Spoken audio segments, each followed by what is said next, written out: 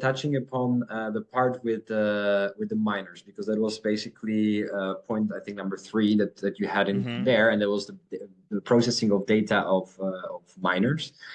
And in this sense, I can describe a little bit how we can prevent that from happening, or how we prevent that. So when we look at processing of biometric data, scanning a document, so an identity document, is not processing of data. So if we look at someone below 15 years of age who cannot, who does not have an ID, first of all, they are already not able to buy a ticket. So they are already totally off the radar. We are not able to work with them in any way.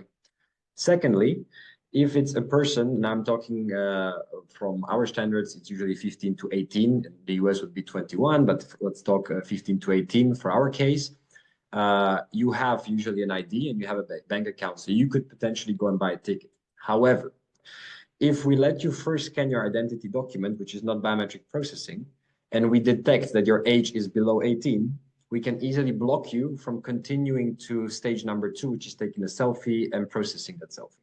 So we know that we are basically able to block minors from going into this process, because any kind of data processing is important to do with parental or guardian consent. So if the parent then decides that they actually want their children to use the technology, and the children agree, because they can always disagree their parents and their word is going to be stronger. Yeah. But if the child agrees and the parents give their consent, then they are able to do the flow without the document, but that only goes from the parental account. So then you basically give the consent, and you only open the module with the face only the selfie part, and you can take the photo of the child, link it to the ticket, and you are good to go. You're set. So this is how we can actually avoid this whole situation of happening. And I think this is very, very important to take in mind.